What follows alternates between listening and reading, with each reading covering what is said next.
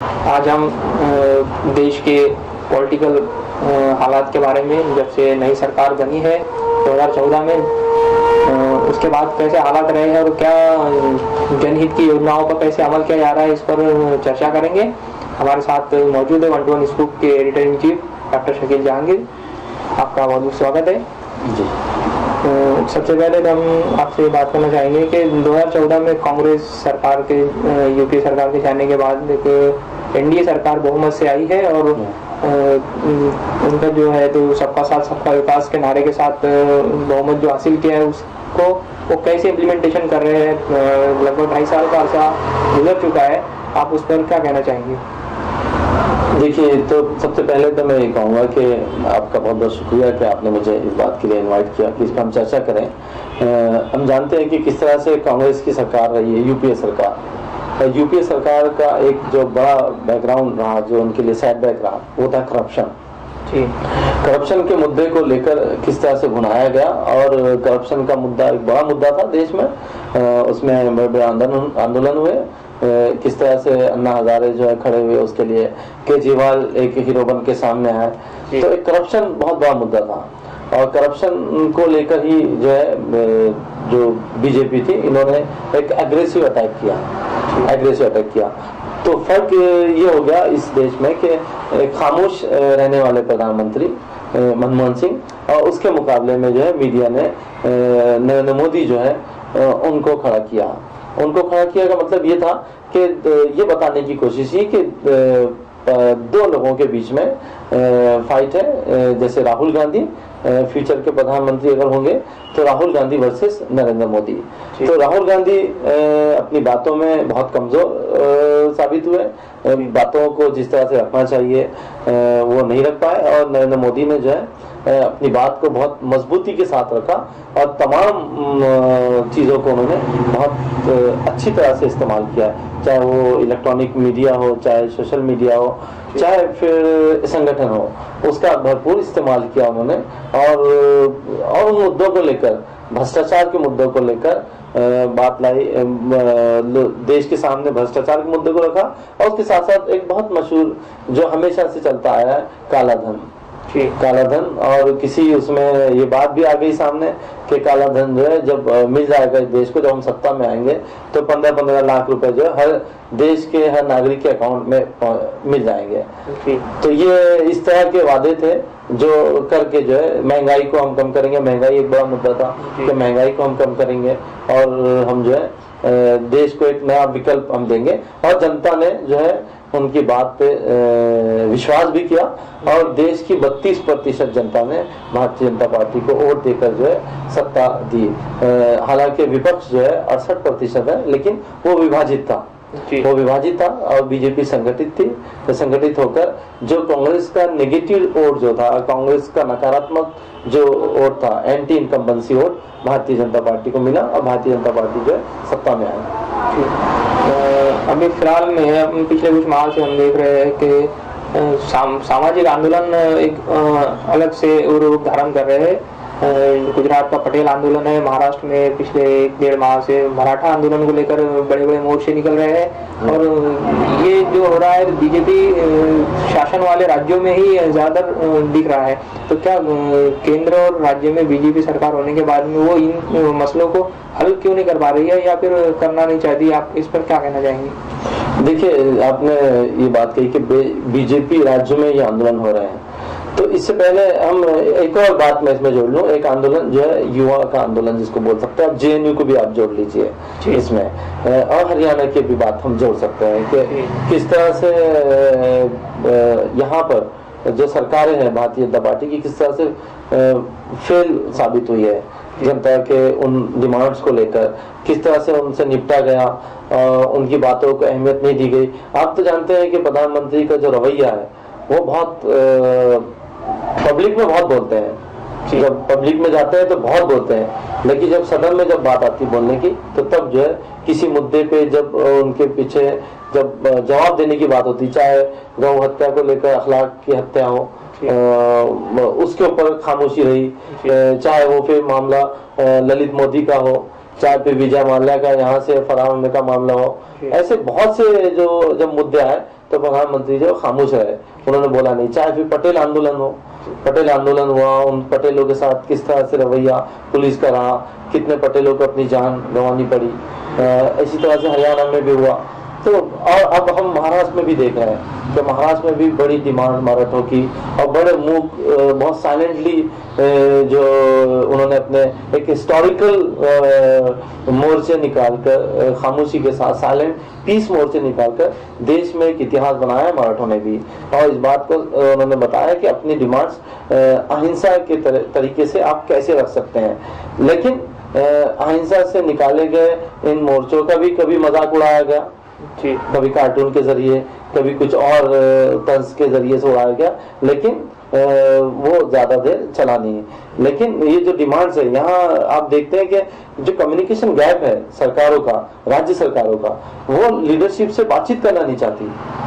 जो लीडरशिप, नई लीडरशिप उभर रही है, जो आंदोलन कर रहे हैं, उनसे बातचीत करने में जो है इन्हें बहुत तकलीफ होती है।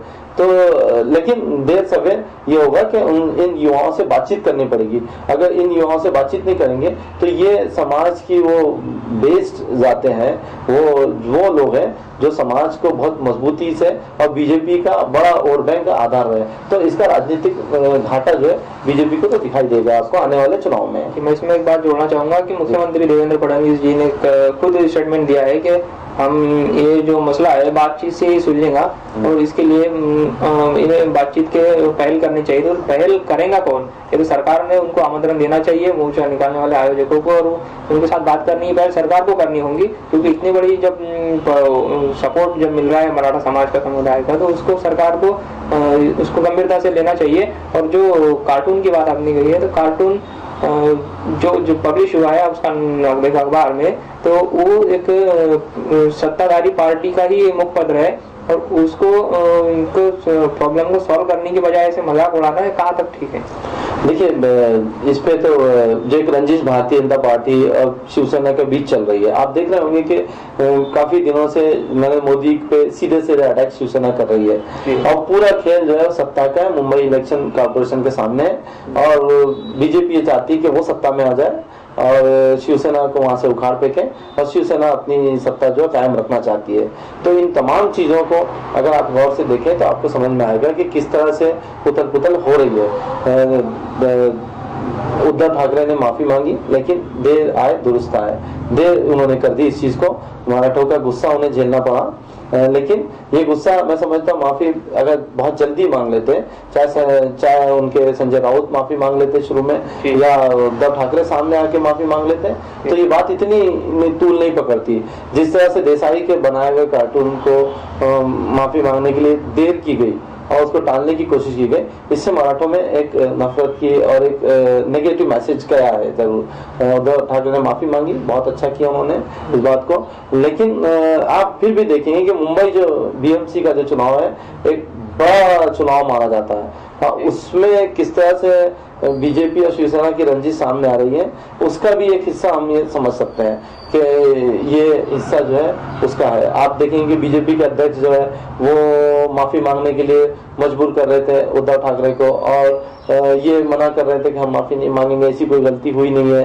बहरहाल तो ये दोनों की रंजिश है जो बीएमसी के चुनाव में आपको दिखाई देगी, और चुनाव क्या किस रवैये, किस ऊंट किस करोड़ बैठेगा, ये अभी बताया नहीं जा सकता। राष्ट्रवादी कांग्रेस पार्टी के मुखिया शरद पवार कल नागपुर में थे।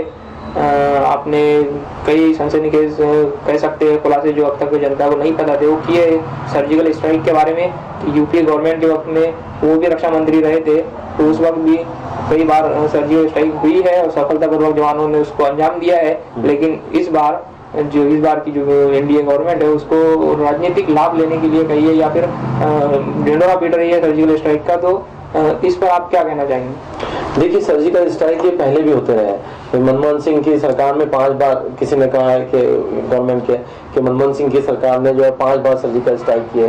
तो ये हमेशा होता है कि जब भी कोई ऐसी आर्मी कोई आहट मिलती है तो वो इस तरह की कार्रवाई करते हैं और जो है उनके ठिकानों को नष्ट करते हैं, आतंकवादियों के ठिकानों को नष्ट करते हैं। लेकिन इस दफा बाकायदा एक प्रेस कॉन्फ्रेंस लाकर जिस तरह से देश के सामने बात रखी गई ये पहली बार ऐसा हुआ है, इससे पहले कभी ऐसा नहीं हुआ था। तो उसमें उनकी मंशा जो भी हो, किसी BBC ने कहा कि राजनीतिक लाभ लेने के लिए ऐसा किया हो, ये देश की मतलब जो सिक्योरिटी है उसके लिए जो स्टेप लिया गया, इससे पहले लिया जाता रहा, लेकिन इस दफा जो है उसे जाहिर किया गया, लोगों तक पहुंचाया गया।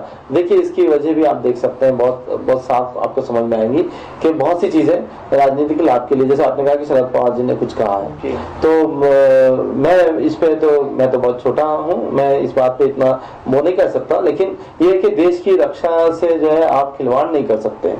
अगर ऐसा हुआ है तो सब मिलके बैठ के इसको एक कॉमन प्लेटफॉर्म से एक मैसेज जाना चाहिए, कॉमन प्लेटफॉर्म से। अदरवाइज ये होगा कि विदेशों में हमारी साख जो है कमजोर होगी और जो है विपक्ष अगर अपनी सही भूमिका निभाएगा और जो रूलिंग पार्टी है वो अपनी सही भूमिका नहीं निभाएगी तो देश में जो है हमारी साख गिरेगी। इसमें मतलब इसकी कोई मतलब इसमें कोई दो राय नहीं मानी जानी चाहिए। और विदेशों में अगर साख गिरेगी तो फिर जो इन्वेस्टमेंट होता है फॉरेन से आता है, वो सब तमाम चीजें फिर वो धीरे धीरे कम होने लगती है। तो ऑलरेडी हम जूझ रहे हैं, आगे हमारे बड़े चुनाव हैं, पंजाब में चुनाव है, आप देखेंगे कि इस स्ट्राइक की वजह से पंजाब में कितनी उथल पुथल हुई है। आप देख रहे हैं सर्वे में आप पार्टी नंबर 1 पे चल रही है पंजाब में, लेकिन ये उथल पुथल के बाद जो कुछ और भी सर्वे आगे आ सकते हैं कि किस तरह से लोगों को तकलीफ हो रही है। फिर इसके बाद यूपी में चुनाव है, यूपी बड़ा राज्य है जो देश को दिशा देता है, प्रधानमंत्री देता है, तो वहां पे चुनाव है। तो इसका इम्पैक्ट जो है राजनीतिक लाभ की अगर बात करते हैं आप, तो बहुत जगह इसका इम्पैक्ट होने के चांसेस होते हैं, लेकिन देश की रक्षा से आप समझौता नहीं कर सकते हैं। और देश के जो हालात इंटीरियर में जो चीजें चलती रहती है उससे आपको जोड़ के भी आप नहीं देख सकते हैं। जी, दिल्ली के मुख्यमंत्री और आपके राष्ट्रीय संयोजक अरविंद केजरीवाल ने एक वीडियो क्लिप जारी की थी जिसमें नरेंद्र मोदी को सलाम करते हुए, सैल्यूट मारते हुए उन्होंने उसकी मुबारकबाद दी थी सर्जिकल स्ट्राइक की, और एक उनको अपील की थी कि जो पाकिस्तान के द्रोह अंतर्राष्ट्रीय मीडिया एक हवा फैला रहा है कि ये जो है तो इसके सर्जिकल स्ट्राइक के विरोध में कहिए तो वैसी हवा फैला रहा है, तो उसको माकूल जवाब दिया जाए, इसी अपील उन्होंने प्रधानमंत्री को की थी। लेकिन उनके बयान जो आ रहे हैं बीजेपी की तरफ से ऐसे आ रहे हैं कि ये सबूत मांग रहे हैं, तो ये सबूत मांगना और ये मांगना आपको इसको कैसे क्लियर कर पाएंगे? देखिए मैंने कहा कि तमाम विपक्ष को मिलकर और इनको कॉन्फिडेंस में लेकर ये सब काम होने चाहिए। इस तरह के देश की रक्षा को लेकर जो बात होती है उसको विपक्ष को भी कॉन्फिडेंस में लिया जाता है। और अगर आप किसी चीज की सबूत मांगते हैं अगर, तो सीधा आपके ऊपर देशद्रोही होने का आरोप लगा दिया जाता है कि आप पाकिस्तानी हो। संजय निरुपम ने भी ये बात कही तो उनके ऊपर टूट पड़े।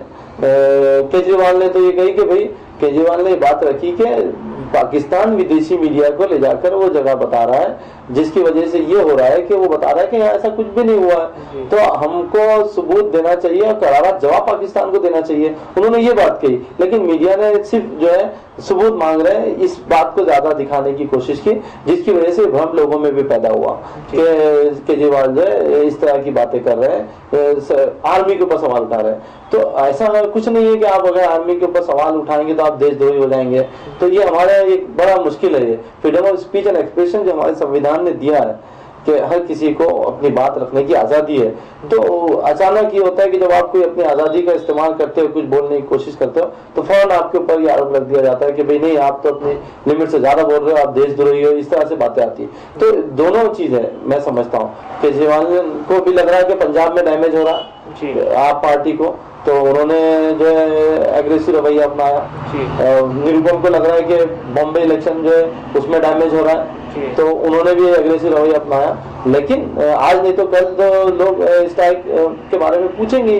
और ये भी बात सामने है कि सेना ने सबूत दे दिए सरकार को, और सरकार और ये भी कहा है सरकार को कि आप इसको पब्लिक मत कीजिए। तो आइंदा भी सरकार को ये चाहिए कि इस तरह की चीजों को जितना पब्लिक करेंगे, पब्लिक की उतनी ट्रांसपेरेंसी चाहती है जी। पब्लिक जितना पब्लिक को आप चीजें बताएंगे तो पब्लिक आपसे ट्रांसपेरेंसी मांगेगी, ट्रांसपेरेंसी आपको पारदर्शिता रखनी पड़ेगी। और ये अधिकार होते हैं सरकार की कि भी सरकार बताए या ना बताए, लेकिन जब आप पब्लिकली जा रहे हैं उन चीजों को लेकर तो आपको ट्रांसपेरेंसी भी रखनी पड़ेगी। बहुत बहुत शुक्रिया आपका जी।